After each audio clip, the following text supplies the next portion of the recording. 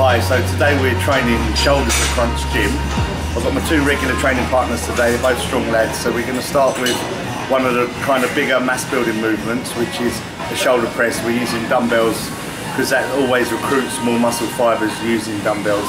You've got stabilising muscles that come into play as well as the main heads of your shoulder. So we'll do this first, start the warm up with lighter weights, and we'll progress up to about 5 sets on this.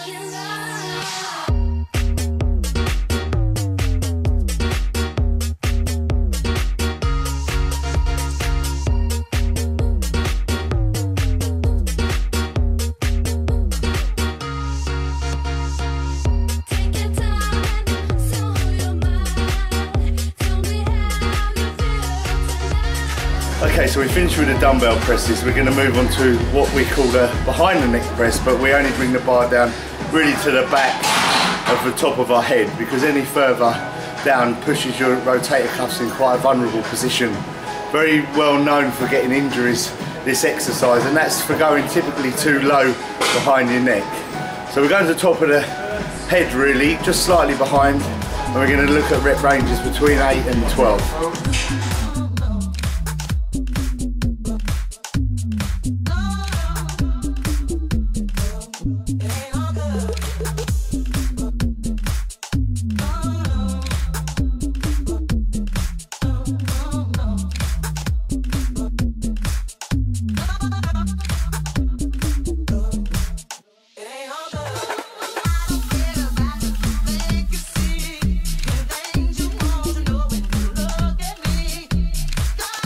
So you can see in most of the sets I do, I'm wearing these are called Pro Grips. They're fantastic in terms of taking a very good grip on the bar without confining you into what are like traditional gloves.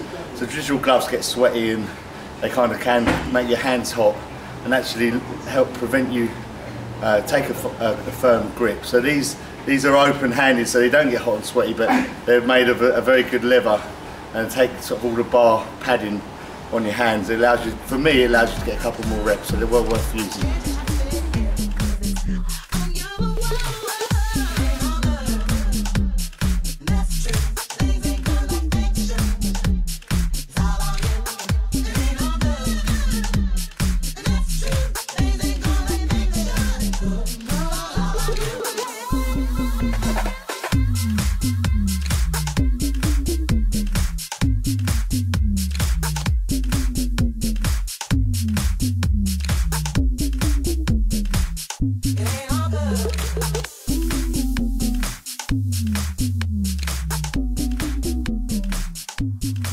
See, with the way Rob trains, his reps get shorter towards the end of a set. Typically, most people would probably stop at that point where they can't get a full rep. But Rob's been training for many years, you can see, and by doing additional short reps, it allows him to press out past failure, although he's not getting a full range. So the majority of his reps will be full range, and then when he's tired out and you would normally rack the bar back, he's still got enough strength to do partial reps. So that overloads the muscle, and that will help with muscle growth when you're experienced enough to use them. Okay, so now we've hit 2 presses, we're going to move on to the side head of your shoulder. So this is the part that gives you a nice kind of cannonball look to your shoulders, the lateral head. So by working with weights that come out to the side, that's the way we work that. So we're using dumbbell lateral raises as a first exercise to hit that muscle group.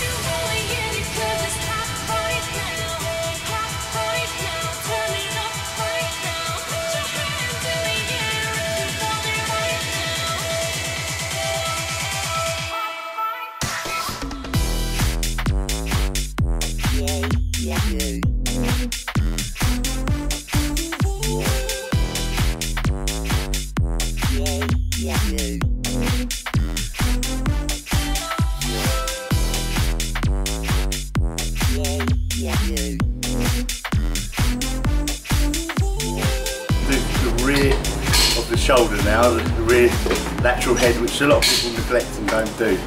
So we're going to superset this because it's a muscle that people tend not to do because they can't feel it working. So by supersetting 2 exercises together, you should really get a burn in the rear of your shoulder, and that helps the mind-muscle connection as to working that muscle individually. So we can do dumbbell rear lateral raises, and then we're going to go onto the cable machine and do a reverse cable crossover. So they both pump up that muscle of the shoulder. The key is not to go too heavy so you don't swing the weights around, especially on this move.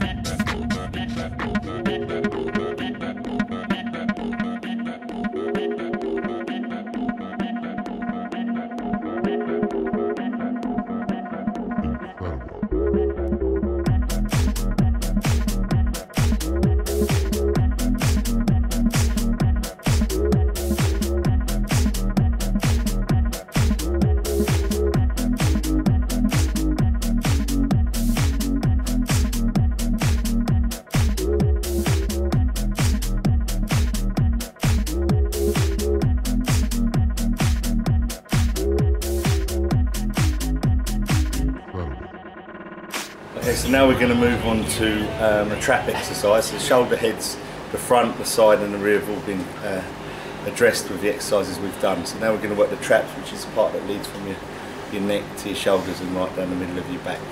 So I prefer to do these on shoulder day. Some people do them on a back day, but I find back's a much more complex muscle, so I've too many kind of angles on that day anyway. So they fit well for me on my training partners on shoulders days. Basically, people do this wrong. They rotate their shoulders around when they shrug, and that's just going to give them an injury. So we just go straight up to your ears and down. If you drop your chin down, you'll get a higher range of movement. So simple exercise, you go quite heavy.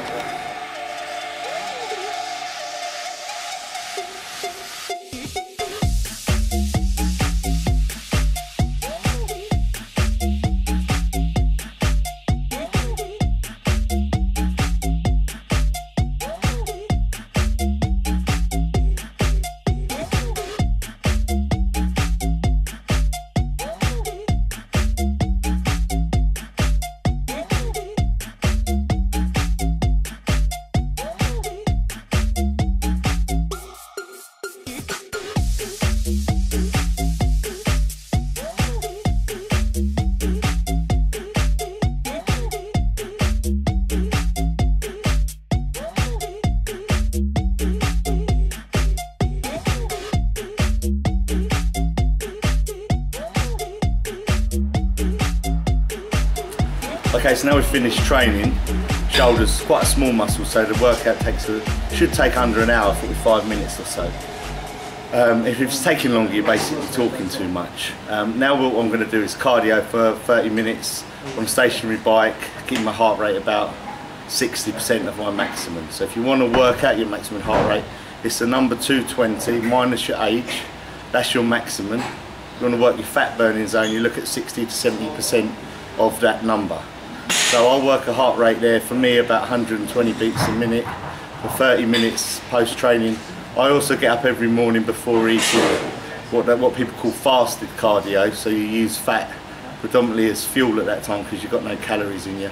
And I'll do an hour of cardio in the HIIT style training there, where I'm running for 1 minute, power walking for 2, running for a minute, power walking for 2. By doing that on a flat road, it allows my heart rate to stay in the same sort of zone, about 120, 130 beats a minute. So I do 2 lots of cardio a day, and really that's just keep my metabolism revved up and keep my body fat down. If I was competing, I'd increase my cardio to 3 separate hours a day, 1 in the morning, 1 after training and 1 before bed. But at the moment I'm just looking at bringing it in slowly before I do my next competition. So you can scare me with the lights on. I keep on moving with the lights on. So come and play me just one more song.